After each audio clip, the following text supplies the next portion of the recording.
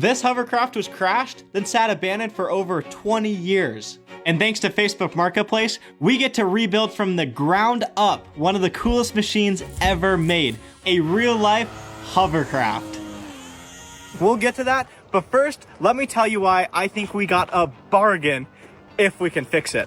This is a 1989 Scat 2 hovercraft. These were only built for a few years. It's powered by an airplane engine that's hooked up to these propellers. Half the air pushes the craft forward. The rest of the air is forced into these skirts, and it lifts the craft up off the ground, and it rides on a cushion of air. We've really got our work cut out for us with this machine. Let's head to the garage and get started.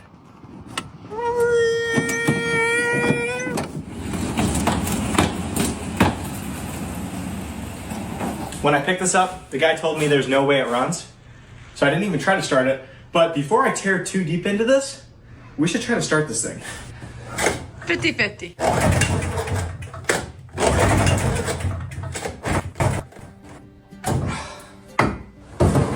Our air intake is completely destroyed. I'll be able to 3D print one of these up. This hovercraft has been out of action for over 20 years, so yeah, we're dealing with some tired parts, but nothing we can't fix. Oh my goodness. I've seen some horrible carburetors. I've never seen something close to this. That is ridiculous. No amount of scrubbing could possibly clean this carburetor, so into the chemical dip it goes. This stuff will clean anything. Carb is in the tub. While it marinates, we need to make a new intake because this is destroyed. First up, we need some rough measurements, then input those in the computer, and then all that's left is just compare the old one to the new one. All right, I think we're looking pretty good. Design looks pretty good. Time to 3D print this puppy. So that's our intake in Bamboo Studio. We're gonna be printing it on the A1 today. And I've gotten so into 3D printing.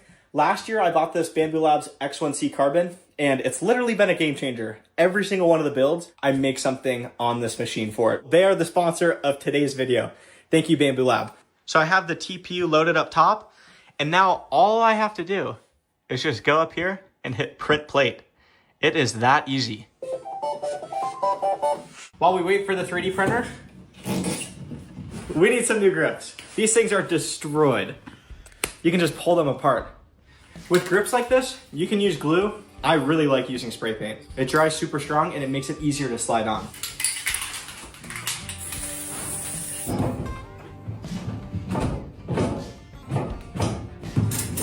This thing feels so dangerous. Okay, let's check on the card. Dang, check that out. It's not perfectly clean, but that's good enough for it to start up. All right, let's rebuild this carb so we can get this thing running.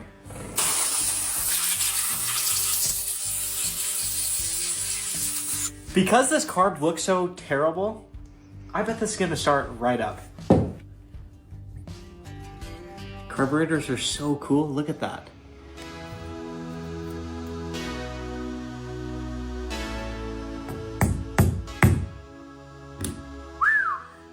Fresh off the 3D printer. Let's see if this will line up.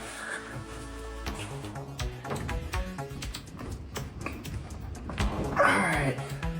Is this thing about to start right up? Oh, wheels are already ready to go. The moment of truth, I always get a bit nervous.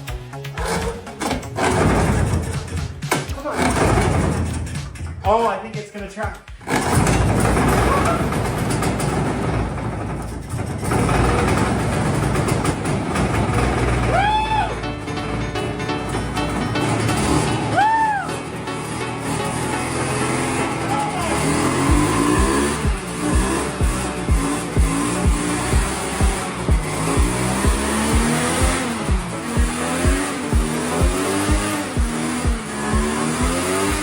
There is nothing like hearing an engine roar to life that's been sitting for so long. I am stoked. This hovercraft may just make it to the top of the mountain. I need some air. Let me out. They just got blown out of the woodwork. Just newspaper? Oh yeah, so the story of the guy that used to own this, supposedly this was his duck hunting rig. So he'd take this duck hunting and he smashed into something and tried to fix it, couldn't fix it, so it sat in a barn for a very long time. And here it is, running. It's a good way to get the birds up in the air. Right? I think we scored with this puppy. The engine works amazing. The throttle response is pretty good. There's no kill switch, so I used my hand just to cover the carburetor. We're gonna have to figure out the kill switch thing. But first, we've got way bigger fish to fry. So, normally with these hovercrafts, when you throttle up, these skirts inflate, and then it comes up onto a cushion of air, and you can drive forward. But because these skirts are totally ruined, you can just tear them so easy. Luckily, I found the one guy that makes skirts for these. Check these out. These things are so cool. Check this out. What? So we need to rip off the old skirts and put these on. These skirts are attached by zip ties, so taking off the old skirts is super easy because all the zip ties are broken. Skirt came off super easy, but while I was taking it off, I discovered something very bad. The damage is even worse than I thought. Oh. This thing had a serious crash. Looks like a horseshoe crab.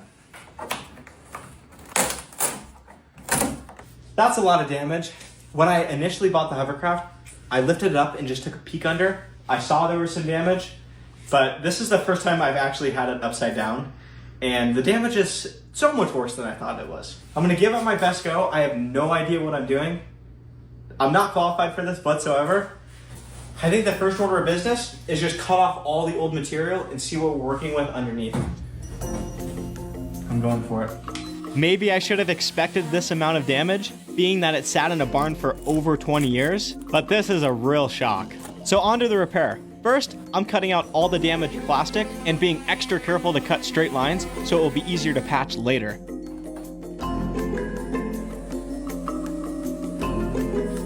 The hull of this boat, it's ABS plastic, and then underneath it is foam. I would guess if I just patch this the way it is, with so much foam missing, I think the plastic would probably just break again. So we're gonna fill it with some expanding foam. I think this should work pretty good. The expanding foam is a long shot because I have no idea what else to do here. If you have a better solution, let me know. After letting the expanding foam dry for a night, all I have to do is cut it off. This is really fun. Now, all that's left to do is get rid of the old patch job. So all I have to do is grind away the old fiberglass and resin. The surface has to be super clean so our new plastic will bond to the old plastic. So this whole side of the boat was covered with fiberglass. I thought it was just to repair this, but as I was chipping away the fiberglass, I found another crack. So the crack starts right here and it runs all the way across to up here. Not great, but I'm hopeful we're gonna be able to repair it. The tricky part is the crack runs through the area where the skirt attaches. So see these? That is where you zip tie the skirt, and it runs through that crack, it goes through that crack, it goes in between these. I'm glad I found the crack because where we're taking the craft, I'm sure we would have broken this side off. So here's how we're gonna fix it. With the slurry. The way that this is supposed to work is when you spread it on the crack, it actually dissolves the two plastics together and chemically bonds them. So essentially, this is just liquid ABS. Big thank you to the guys at the plastic store. They told me how to do this. Otherwise, I don't know if this would have been possible because I have never worked with plastic. I think that is gonna work great. This should be much stronger than just ABS by itself. Okay, while this dries, I picked up this huge piece of ABS, and we just need to cut a little section out of this to patch that with. So first I scored the plastic with my pocket knife, then brought it down to the floor so I could get it really hot and form it to what the old piece looked like. Now that our new piece of plastic is formed to shape, all there is to do is glue it to the hovercraft. So first, I'm laying down a piece of fiberglass as a base, so I have something to stick the new patch to. Next, I just grabbed a roll of duct tape and taped it into place. Pretty easy.